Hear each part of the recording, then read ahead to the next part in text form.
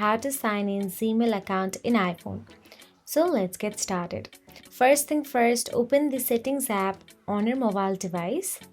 Now inside Settings, scroll down and look for the Mail option available there. Once you find the Mail, tap on it. And inside the Mail, you'll get to see Accounts. Tap on the Accounts option available there.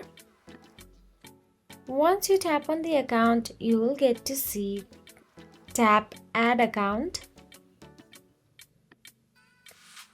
After you tap on the Add Account, select Google from the list of email providers.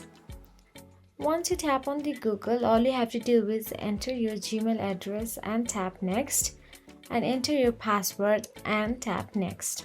You may need to grant permission for Mail to access your Gmail account and follow the on-screen prompt to do that.